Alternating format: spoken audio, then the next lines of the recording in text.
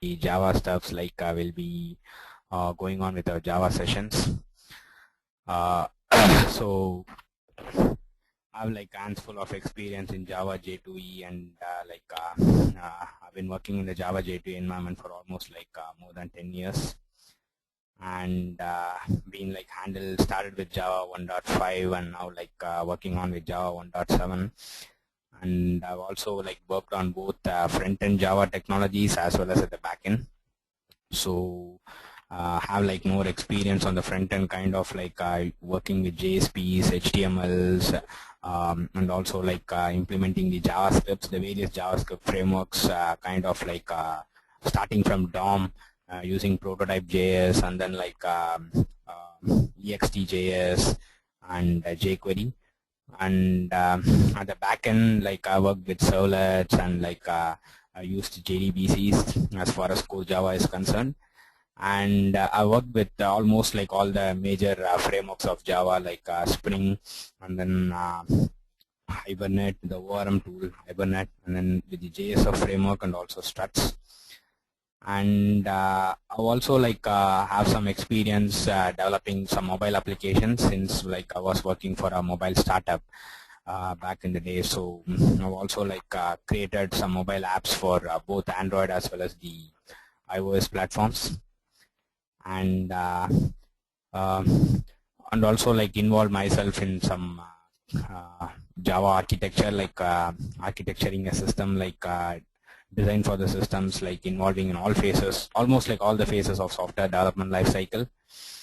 I've also worked with some testing tools, kind of like performance testing and like non-performance testing, and functional testing, kind of like HP quality center tools, and bin runner and load runner kind of stuffs. And currently working on with Java with the big data initiatives, because I believe like now like Hadoop has become like being like widely used with Java, and currently I'm working on with some big data technologies.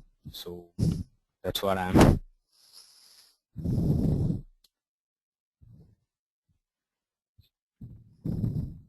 So can you hear me? Yes. Okay, perfect.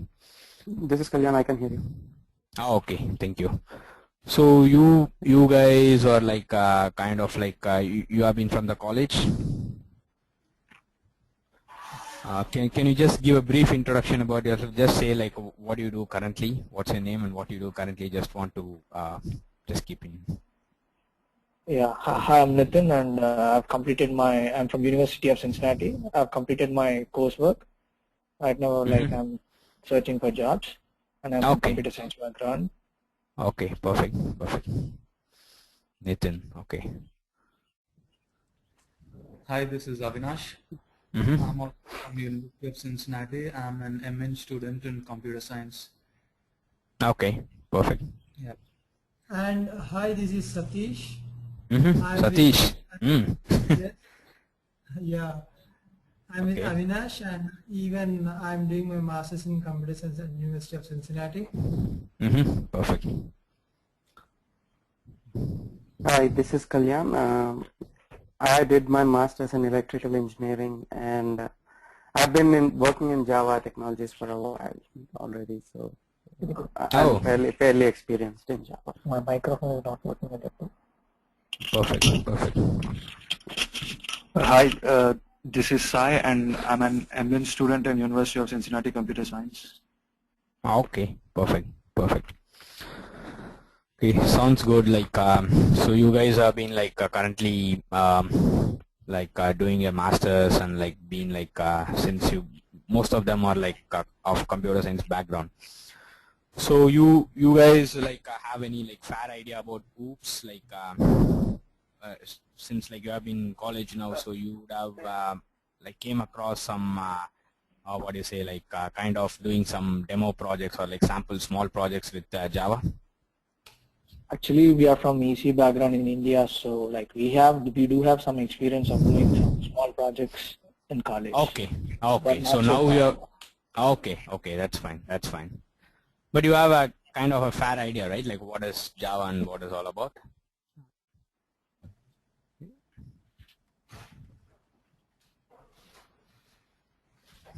Okay, that's fine.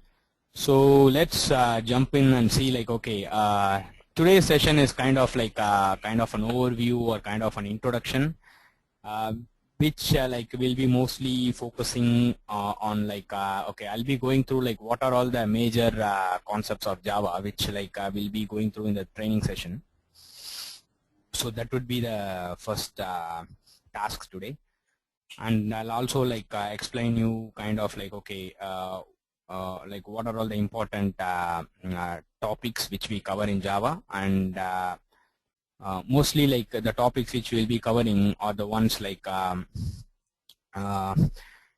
which like interviewers usually ask, and they have been like widely used in the market currently. Since Java is vast, and we'll be covering everything, almost everything, but we'll be covering the most of the topics like which has been widely used. So we'll be going deeper into it. So first, let me now like just show you like the topics which we'll be covering.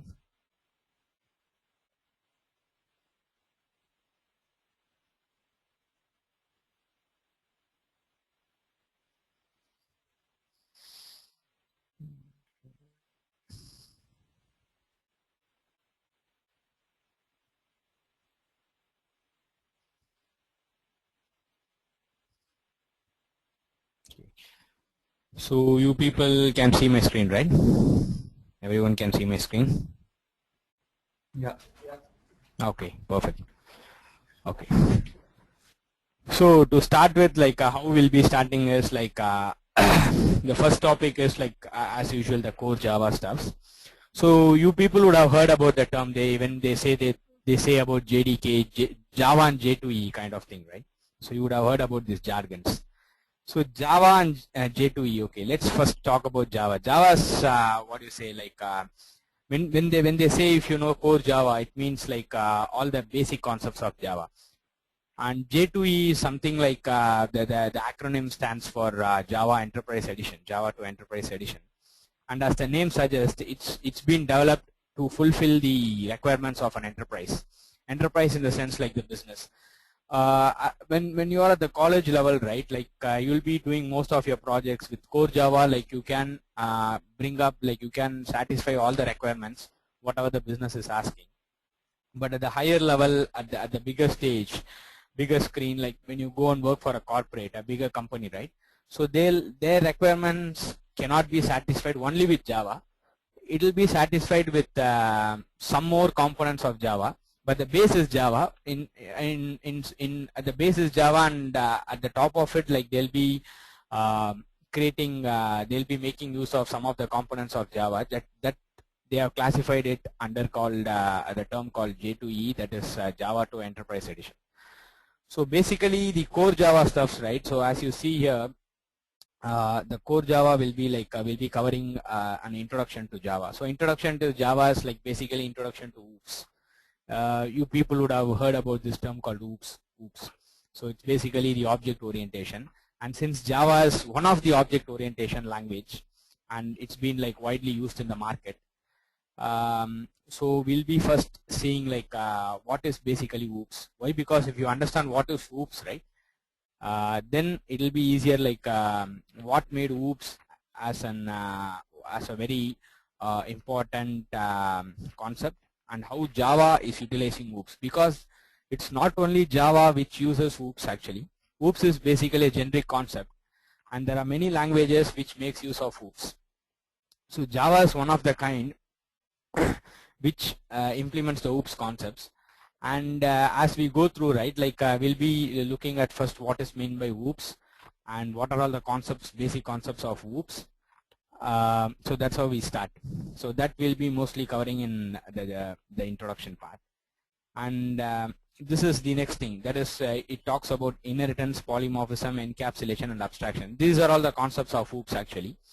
So we'll be going deep into these 4 concepts, because these 4 concepts are the heart of core Java. So if you people understand these concepts very well, then what are all the concepts which we are going to see from that on, right? you can understand it very easily, because the entire Java has been built to satisfy, that is to fulfill these four concepts, because these four concepts comprise or forms the object orientation, and any language which can support these four concepts, right, which can support these four features, then that language is termed as object oriented language. So how our training will be is, since you not most of them are like from the computer science background with your bachelor's, right, as you guys mentioned. So usually whenever you would have heard about like any like software language, right, when you tend to learn it, any software concept or language, usually the trainers or the professors at the college, whoever maybe who is teaching you, right, they'll always come up with they'll always try to give some jargons regarding those languages. That is, they'll try to always they'll try to pronounce the jargons, whatever they use in the language. That way, those jargons won't be like common English. It will be something like which will be like peculiar or specific to the language. So what will happen is, you guys won't understand that much. You guys don't understand that much. That is one thing. And the main drawback will be, you cannot match those concepts with your real-time examples, because whenever people try to train you in any language, right? See, any software language has been created for only one purpose. The main purpose of the language is to satisfy the customer, right? Any business which runs, the core part is to satisfy the customer. And any software, any language, any programming language which has been created, they have created in an intention that it should resolve the problem of the user. So Java is one kind of language which will resolve the problems of the user. Okay. So the thing is like, whatever the concepts which we are seeing here, if you see the name inheritance, polymorphism, encapsulation, these are all the names which kind of jargons which they use it in Java terms. So if I try to teach you in that way, right, you can understand on that time, but I'm pretty sure like you people will forget like even after some time when you try to learn on yourself. So how our training sessions usually will be is like, we'll be going through the concept first, the theoretical concept, what it is, but that is just for the training sake, that's it. But after that, what I'll usually do is like, I'll always like have a program for each of these concepts and try to explain you in the real time with the real time scenario. Okay. So when you try to map a concept with the real time scenarios, right, in that way, usually the people who are learning it, right, they won't forget it, because that's why I was taught Java. So when I was taught Java, like my trainer, what he usually used to do is, he doesn't go with the books. He doesn't teach about any like theoretical concepts. So all these concepts, what he'll do is like, he'll try to give a real-time scenario, a real-time example. In that way, you won't forget it. Okay. A very simple example is like, I remember at my school days when I was in 4th class or 5th class, the first time like we were studying about computers. And that was the first time we were studying about computers. So they were all like the teacher at the school, like he was trying to, the master, he was trying to like teach us about all the computer peripherals, kind of like input and output devices, the hardwares basically. So he was explaining us like about the input and output units, like we were not in a, he was explaining it for a long time, almost like half an hour, about what is meant by input unit and output units. So now you know, right, the input units are basically the one which you input to the computer, basically the keyboard, the mouse and joysticks and whatever it is are the input units. And the output units are basically the output which you see, kind of that. So we were not able to like match it, we couldn't able to understand it because all those were jargons. Then he just gave a simple example saying like, okay, you eat, right, you eat. So that is known as the input unit, and you shit, that is known as the output unit. So he explained it in that way, so I couldn't even like forget even now the way he explained me. Okay, so our training sessions mostly will be of that kind of like I'll be giving you all the real-time examples and try to map these concepts with the real-time scenarios, and real-time problems. In that way, like you people will be like very strong with the fundamentals. I'm pretty sure, I'm confident like you guys will be strong with the fundamentals. And once you are strong with the fundamentals, right, then it's very easier for you to build on top of it, and you can do it very easily. So that's how our training sessions will be on. So okay, back to the topics. So first is like introduction to Java and inheritance, polymorphism, encapsulation, abstraction is kind of like OOPS and the Java concepts. That is the fundamental of OOPS. And next is like I think you guys would have like known about like whenever you talk about Java, we need to see like how Java satisfies the OOPS concepts, right? How Java achieves it. So usually whatever we create the programs in Java, right? So they'll be labeled under a thing called class. So there will be a class, and the class will have like many methods and kind of things with which like they'll represent a Java program, because each programming language will be of different way, right? If you take an HTML, you will need to write within tags. If you take a JSP, you will be writing within tags. If you see a JavaScript, the way of writing JavaScript will be different. If you see a .NET program like VB Script, Visual Basic, it will be of different case. Similarly, Java also has a different way of approaching OOPS. So Java will have some inbuilt components called classes, constructors, access modifiers, kind of that. You don't want to worry about it. It's all kind of cool stuff, but the name like will be like of confusing once you see it the first time. Doesn't matter. And this is again kind of like class definitions. This we'll talk about it more once we go through it. And next thing is like as I mentioned, since Java is kind of like it's been created to satisfy that is what you say, like satisfy the OOPS concepts, right? So Java has like inbuilt packages usually. So packages are nothing but in real-time example, if you want to say, see there is a problem and we need to get the solution. So there are some problems which are always common. So if that problem is going to happen again and again, we don't want to write the code again and again. So what the developers have done, the people who created Java, right? So what they have done is they have already created the solution for the problem, because they know some common problems will always happen. So they have already created the solution for the problem and they kept it as a library. So as a developer, when you do your Java coding and you encounter that problem, right, you don't want to reinvent the wheel. You just reuse of the existing code and then just use it in your you reuse the existing code and then put it in your code and it will work. So it's kind of like reusability. So there are kind of that is known as packages in Java, and there are many kind of packages and many concepts in Java. So collections are one kind of concept, and there is something called IO, as I mentioned, input output. So this is a kind of package in Java, and these two are most widely used packages. There are almost like they are also known as packages or libraries. There are almost like thousands of libraries in Java, but in real time we don't use those 1,000 libraries.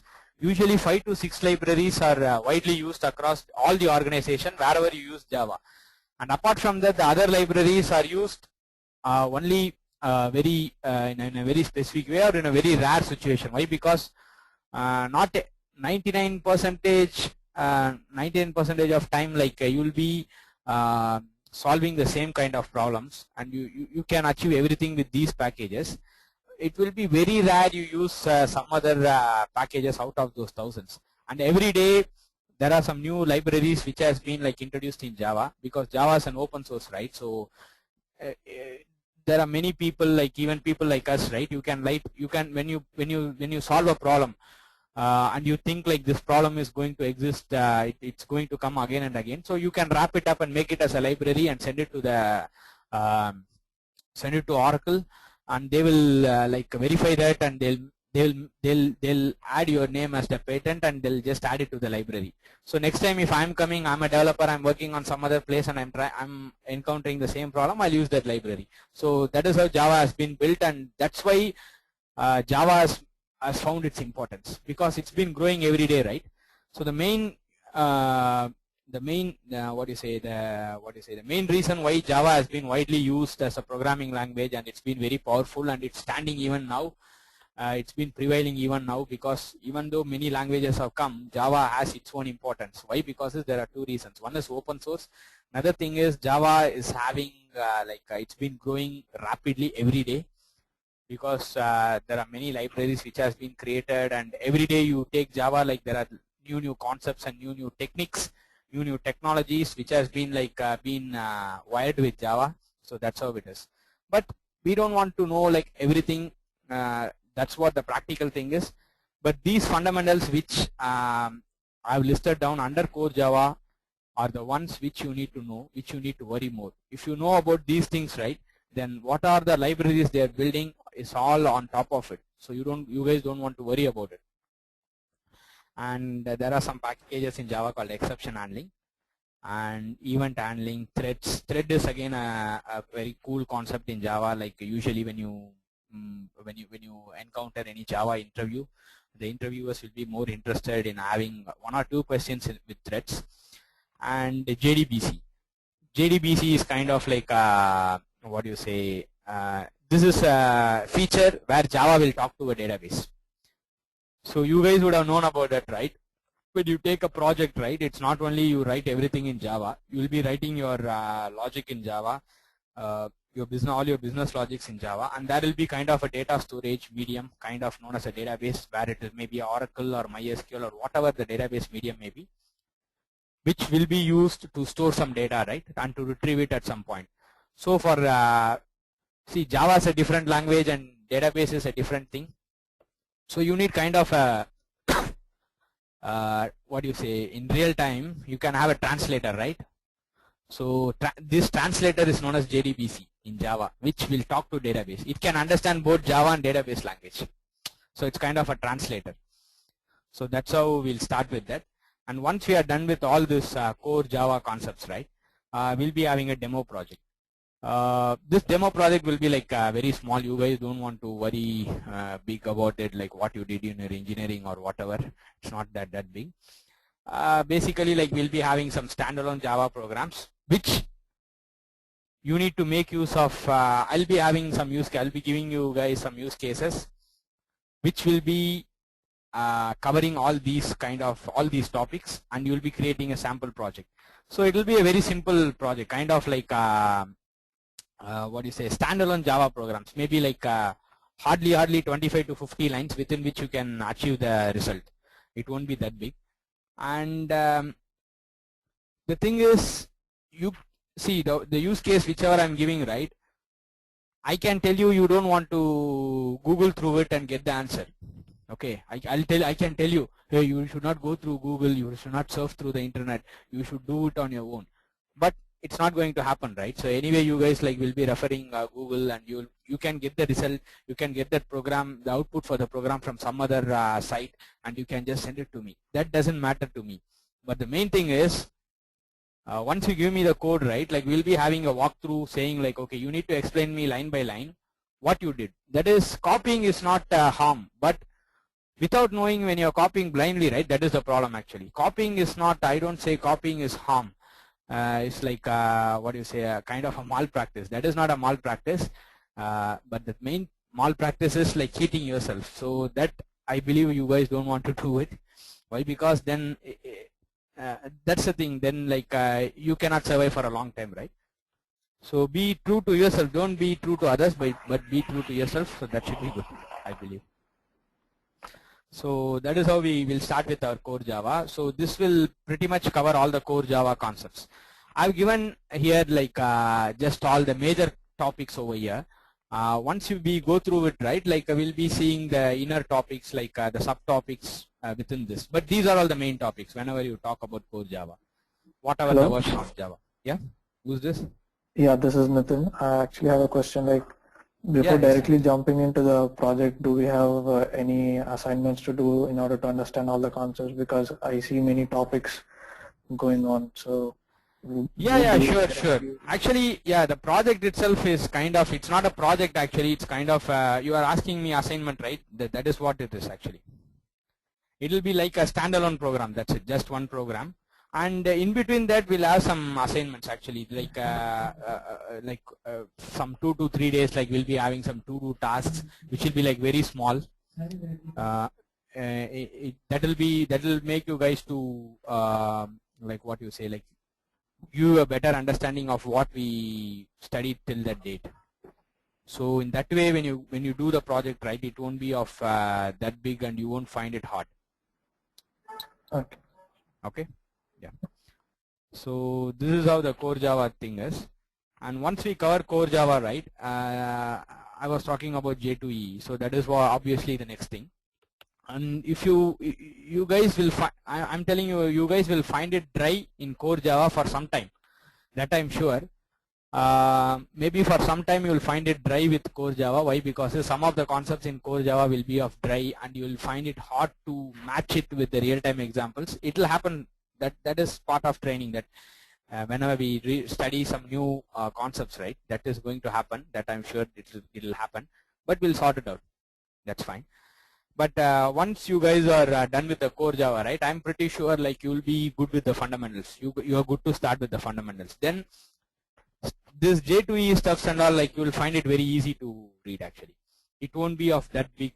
The only hard part with the J2EE thing is the fundamentals will be the same. Only the syntax, the way you write your program will be changing. Because Java will have a different syntax, the way you write a Java program will be different. And in J2EE, as I mentioned, we'll be covering HTMLs, CSS, that is style sheets, JavaScript, and there is something called Ajax in JavaScript, and JSP's specification and syntax, and servlets specification and syntax. So all these are very easier. They will have like their own inbuilt syntax. They have their own inbuilt tags and their own inbuilt what you say, some language definitions. That's it. But the core concept will be the same when you're good with Java, right? So these things won't take much time to read. And this is all more of theoretical. That is like when you read to theory, right, it will be going, and it will be more ongoing. When you do it practically, it will be very easier actually. But theory concepts will be more, but we don't want to worry about it because, as I mentioned you, right, all these concepts are very vast and it's been growing rapidly. We don't want to read through everything because we are not writing exams here. But the main thing is like we need to know the beauty of programming is you need to know what are all the capabilities of that language. When you're studying Java, right, as a programmer, as a Java programmer, you should be in a position to know these are all the features Java can support. So whenever your manager or your architect talks about any problem in your future projects, right, you are in a meeting and they are talking about some problem to solve, then you can be in a position to jump in and say, hey, this can be achieved in Java because Java has these features. You don't know how to do it. That maybe that's not a problem because you can Google through it and see that how you can do it. But you should know it can be done, right? If you know it can be done in Java only, you can search through Java. Else you can't do anything. If you know where to go only, you can search for the path and you can travel, right? If you don't know where to reach, then you don't know which road to take. That is like kind of that. Similarly, you need to know what are all the features HTML can provide. In that way, you can say in future, they say like, okay, this can be achieved in Java, then you can say, no, this can be achieved in HTML itself. It is more efficient for achieving this. Even when you use Java, you need to write like 10 lines of code. I can achieve this with 3 lines of code with HTML, kind of that. So this will, these concepts as we go through, right, so this will make you to know those things. So I'll like let you like what you say, I'll come up with the examples and I'll show you like what are all the features and facilities these languages can support. In that way, you'll get the fundamentals of it. And when we do the projects, right, demo project, like the demo project use cases will cover all these concepts, not very deep because each one is like very, very big, but it will cover all the concepts pretty much and you will be in a good shape. That I'm pretty sure. So these are all the J2EE web fundamentals. And next thing is like we'll be seeing about the J2EE architecture. This will be more of theoretical, that I'm pretty sure, because it will talk about what are all the significance of JSPs and servlets and life cycle of a JSP and servlet. How does a JSP and servlet work? Because these will be mostly the interviewers, when you say like you are a Java J2EE developer, they'll ask you like, okay, let me know the life cycle of a servlet, because they'll try to see whether you understood the concept. That's it. They don't want you to code, because when you do a phone interview, they don't want to do you to design something and give it to them, send it through a mail or something. But when you talk about the life cycle of a servlet or a JSP, then they'll have a decent like impression on you, good impression on you. And similarly, the stages of web development and something called design patterns. So this will mostly talk about the architectural overview of J2E. And this is again the same thing, kind of like XMLs and JSP interaction with HTML servlets and other JSPs, kind of like how a CSS will talk with an HTML, how a JSP will talk with a servlet. So kind of that. This will give you an understanding, like, okay, you read about these concepts separately, but how to map these things in order to achieve a result. So that's what we'll see here in this. And then like we'll be talking about the cookies and sessions. These are all the heart of all programming language. So this will be pretty all cool stuffs like this. You guys would have already experienced using Gmail or Yahoo Mail, whatever it is, when you use in your browser. You would have seen this, but you would have not known this is the concept actually. So this is kind of cool stuff. And next thing we'll be handling is our frameworks, as I mentioned. So we'll be looking through Spring, JSF, and Hibernate, that is the ORM. And in this, the Spring and JSF are the most widely used frameworks currently in the market, because struts, they use it, but not that much currently, because Spring is again an open source framework, and it's been developing every day rapidly, and it's incorporating all the features what the other frameworks are providing. And 99% of the developers now, they are opting for Spring. And even when you work for some companies, each company, most of the big companies, they have their own frameworks. They say their own framework, but even if you go and see the core part of the framework, right, it will be from Spring. They would have taken the Spring code and they would have added some of their features to it, but 90% of the code will be from Spring. So that's why Spring has got its importance. So we'll be covering that. And next thing is web services. I don't know whether you guys heard about this concept, web services, but this is a cool concept which has been, it's been there for more than 15 years, but it has got its importance in the past 10 years. It's been widely used. And web services are something like a Java system talking to a .NET system, or a Java system talking to a Ruby system, or a Python system. That is what meant by web services. So it's kind of a translator, as I say. Kind of a translator in between two different systems running on different machines, running on different platforms, whatever it is. So that is what is web services. And usually there are many kind of web services as we go, right? So that it will cover all these concepts. And finally there will be a demo project. And this demo project, right, will be a combination of J2E and Java stuff. That is, it will cover J2E as well as Java. And it will have some use cases. It will have some 5 to 6 use cases, but we'll see to that, and I'll give you like different use cases with that, and I will work on that. And this is also not going to happen like what you say, when you take a demo project, it's not straight away after these concepts. We are not blindly going to do the project. Within that, like once we go through all these concepts, right, so we'll have some small to-do tasks, kind of a one-day task, so that like you guys will find some time to work on that. The next day, then you can come and buzz me, and like we can, you know, like whenever we start the session, so before like we go into the session directly, like we'll have some brainstorming session for 15 to 20 minutes, where like you guys can share your experience, like when you worked on the use cases, and what are all you served through, and what is your understanding, because programming is something like everyone will understand in a different way. I'll teach in a different way and you may interpret in a different way. So that will usually happen. And whenever you learn programming, right, the first thing is you will understand it 100%, you will understand it in a totally different way. when you read through when you understand a concept, 100% I'm pretty sure you will understand in a different way. First time, second time you read through it, 50% you will understand. Third time you read through it also 50% only you will understand. Fourth time you do some sample coding, then you can understand 70%. That's what. And when you go and work in a real-time projects, right, then you will understand it 100%. That's how it works. Because every company, even though they use same Java, they use it in a different way. You can say XYZ company is also using Java. Even Google is also using Java and creating their applications, right? But see the applications created by Google or Facebook, it's been like widely used, and they are like what you say, like more reliable than other softwares which has been like what you say, like introduced by other companies. It's because Google also uses the same Java, but the way they use it, right, it differs.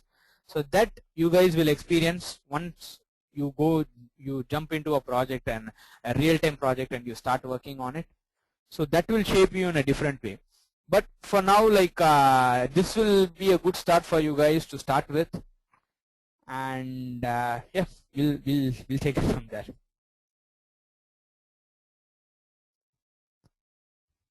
You guys are there? Slept?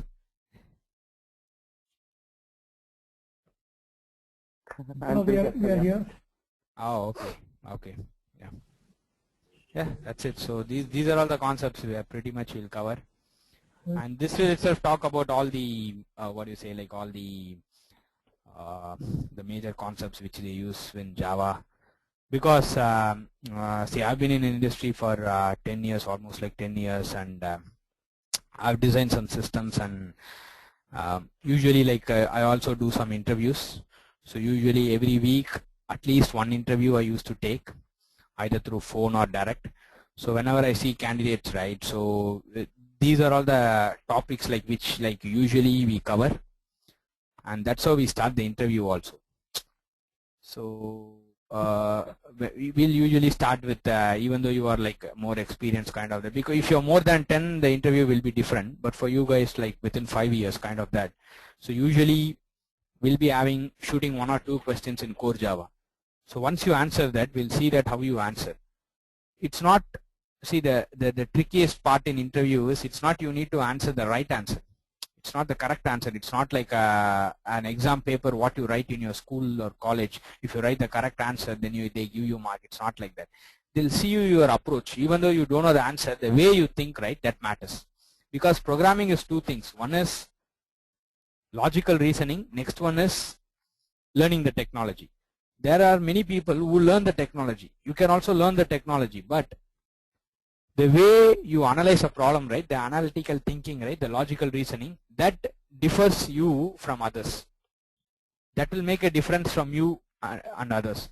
That is how you solve the problem. That is what matters in real-time world. For how you solve the problem, you need to know what are all the capabilities of the language, right? What are all the features it provides. Then only you can know how to solve it, right? So that is the step which we are now. You need to know the features first. That is what I'm training you. And once you know the features, right, and even in between the training, don't think like we'll just go through only Java and these concepts. I'll ask some puzzles like probably every week or so once we complete, right, I'll ask some puzzles for you guys to think over logically. In that way, you can also improve your logical reasoning. So that's what I usually do when I interview people, right? So even yesterday I had an interview. So what I was 6 years experience, but I was interviewing him with core Java. Usually you shoot some 2 to 3 questions in core Java, and with that we'll find out whether this guy is really has worked or is kind of a fake guy. That is different, but it doesn't mean you have worked or not. It should mean like whether you understood or not, because there are many people who worked for 6 to 7 years, but when you ask them the concept, they don't know. They'll blindly say it's been insisted by their manager or technical lead to use this technology. They would have blindly used it. But they used to do the programming, but they don't know why they used it. So that's where the difference is. So usually we'll shoot some 2 to 3 Java questions, and with that we'll find out like whether you know it or not. If you are answering it well, we don't expect the right answer. Even if you don't know the right answer, we'll think over the approach you used, the way you analyze the problem, and how you give the answer. So then we'll continue with the J2E stuffs, like kind of like we'll be shooting some questions with JSP servlets. And then like based on the developer, whether he is for the front end, then we'll ask more about JavaScript and designing and kind of that. If he's of the back-end developer, then we'll talk more about the servlets, the threads, and what do you say, the what is that? Servlets, threads, and JDBCs, kind of that, and also web services. So if it is for a banking domain, they will ask you more questions in EJBs, web services, threads, and Java serializations. If it is for a telecom company, right, they'll talk more about Spring, excuse me, and they'll talk more about Hibernate. If it is for a pharmaceutical company, right, so the questions will be different. So you also need to know, like for each type of industries, the way they ask the questions will be different, because the same Java, they use it in different way in different industry, because each industry works differently. So that's how the business works. So I'll share my what do you say, like my experience with you guys, like when I encountered this kind of situation, or someone encountered in my team or in my project this kind of situations, how they solved it. So that will give you a fair idea, you guys, a fair idea to start with. So you guys should be in a good shape. So that's how we usually see, like even though you are not good with technical, they'll try to see, some companies, they try to see like whether you are logical, you are thinking logically, you have a good analytical skills. If you have that, they'll hire you, because learning these things, you can learn it as you go, but logical thinking is also very important. So our training mostly will focus on how to what do you say, like how to approach a problem and to solve it. So it will be of more talking about the features of Java and how you use it, and also with the logical reason. So that's how it goes. So that's what I'm thinking. So you guys have any thoughts, you can share with me now. Or you guys think that will work out? Or Hi Satish, I have few doubts. who's this? This is Avinash. Oh, tell me, Avinash, tell me. Yeah, Satish, I've read that this is Java J2W training for SOA development. So Yeah. is it like, so basically I'm not sure like what is SOA development? Oh, okay, okay. SOA means, here you can see the web service here, right? I'm highlighting it here. Okay. So SOA means service oriented architecture. Service means serving the customers, okay? So it's been given like Java J2E for the SOA architecture means how you utilize the Java and J2E concepts to satisfy the business needs. That's what the real-time, when you jump into real-time projects, right, usually they'll use the web services with that. So all these concepts which I have been listed here, right, they will mostly talk about solving problems in real time. That is when you jump into a real-time project with some companies and you start working on it, right? So you will be using all these features. So that's what we have mentioned it, like Java J2E with SOA architecture. So that's what I mentioned here, SOA. Okay. And one more doubt, myself Satish. Could you please repeat that point again, like what domain is using what? Like banking uses threads, pharmaceutical. Oh yeah, banking mostly it will use threads and serialization. Okay, could you please repeat all that? Yeah, sure. Banking will use threads, EJBs, and Java serialization more. And telecom will be mostly using Hibernate. Okay, and because then, it deals with data. Yeah, it mostly deals with data, right? So everything will deals with data. Everything will deals with data, but it's mostly it will use Hibernate because it doesn't want to make use of threads actually, of serialization, because banking is the one like which will be like flowing like parallelly. So that's the reason they use that. But telecom mostly they use Hibernate, and then like they'll be, what do you say? Hibernate and collections. Insurance is also kind of banking. So I'm talking in a general term. So banking means there are many banks, right? Kind of that. Okay. So everything falls under the same. And if you talk about like pharma, right? Pharma industry or agriculture, whatever it is, they will have more of queues actually. There is something called, you guys would have heard about JMS, Java Messaging Service, message queues, kind of that MQ series, kind of that is that. So they use most of that. Why? Because they'll have like many systems interacting within each other. So in that case, they don't, but all those systems will be internal to the same company. So that's where they won't usually use web services. They, instead of that, they'll try to use this. And it's not, that is common way I'm telling, but as the business needs are growing, right, they'll try to utilize all these concepts together. But these are all the basic things. When you say you work for a banking domain, then my first question will be like with threads or serialization in Java. If you say I don't know threads, I have not used serialization, then I'll come to an impression, okay, this guy has not worked on it. Just fill this resume. So that's how they think. Okay. And what is JPA?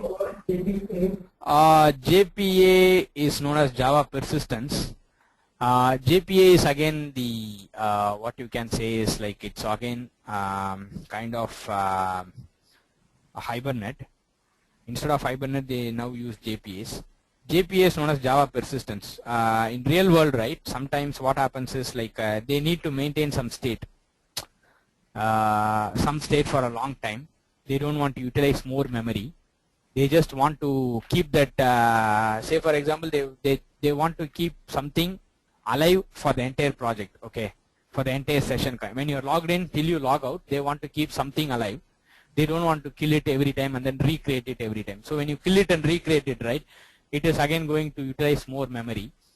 So they just want to utilize very less memory, a shared memory all the time till you die, till your session die. So Java, before Java was utilizing some third-party tools like Hibernate and some other concepts to achieve that. So in Java 1.5, 1.6, right, this JPA came into existence. Not with 1.5, 1.6. So what happened was Java itself providing that feature that to like sustain some objects for a long time till your session die. So in that way, the memory has been used, has been utilized in a very good way. And this kind of thing you are asking JPA, right?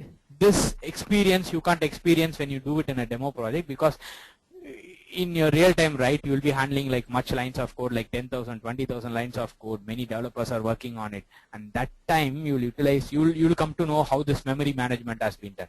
So JPA is kind of that Java Persistence actually. Yeah. And one more thing, like will we be covering any topics on SQL and database? Yeah, when we talk about this JDBCs, right, so usually JDBC is a package in Java which is not only used for, I told you, right, it's for communicating from Java to database. So in that way, it provides features to write queries, SQL queries in Java to communicate to database. So when we see about that package, right, we'll be talking more about like the DDL and the DMLs in SQL. Okay. Okay. Yeah, and also with Hibernate is there, right? So we'll see to that. Yeah. Like this training is oriented into front-end development or the back-end development? Both. Why? Because as I mentioned, these concepts are there, right? This web services and servlets, threads, all those are backend, and HTML, JSP, CSS, JavaScript are the front end. These are front ends. So this has nothing to do with the middleware, right? No, this has nothing to do with the middleware, but we need to have a fair understanding of this also,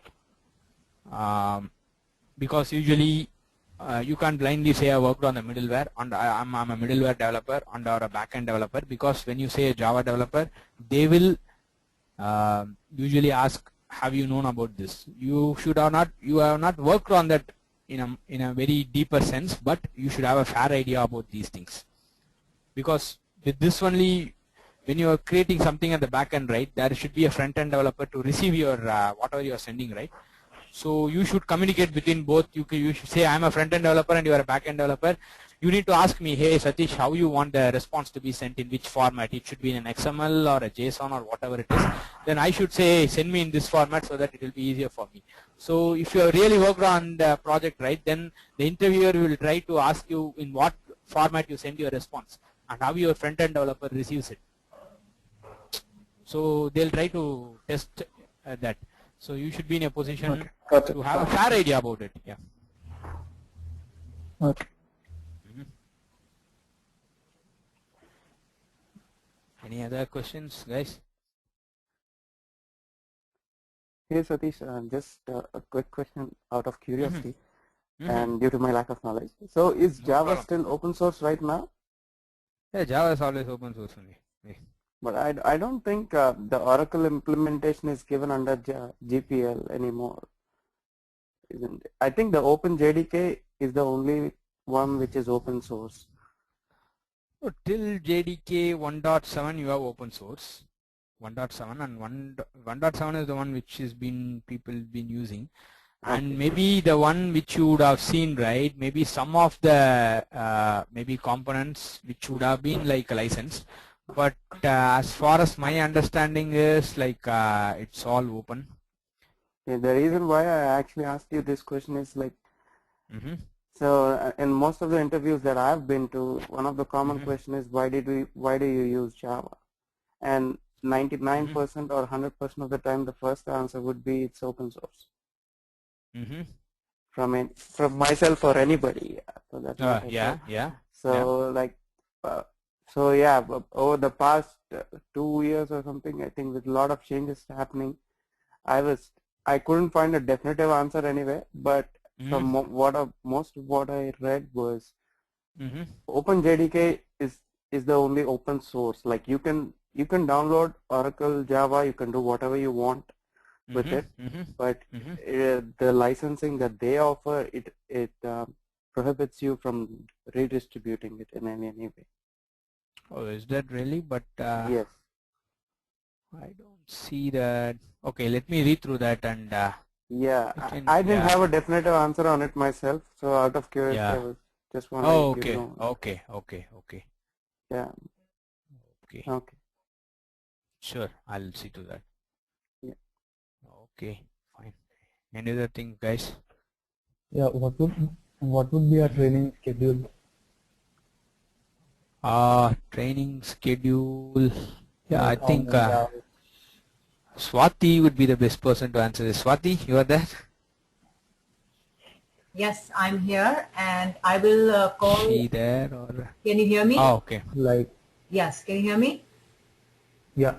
Okay, yes, I'm going to, I'll give you a call and I'll tell you, as I said this morning, we are planning on doing a Monday to Friday 2-hour class every day in the evening starting 8 p.m. CST, which is 9 p.m. EST. So that's what between Satish and I, we decided. And the start date, I'm going to talk to Nitin and I'm going to talk to all of you about it tomorrow. And then we'll take it from there. We can start it as soon as we want to. There's no issue. Satish is ready to start the batch as soon as we like. However, I have to consider some other factors, and then I'll contact Nitin tomorrow, and we'll take it from there.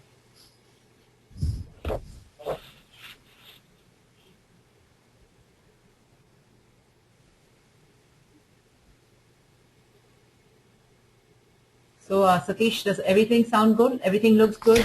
Everybody, any more questions?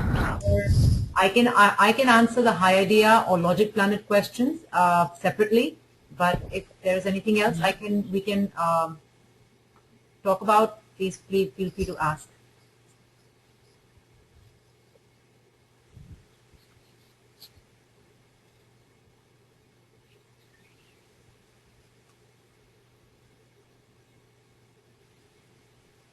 So that's good. Satish, I'll talk to you tomorrow maybe. Tomorrow I'll talk to you on the weekend. And okay.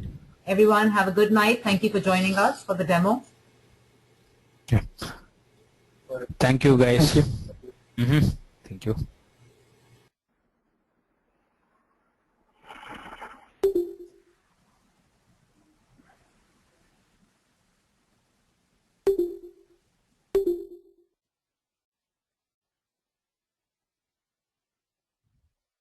There is no student.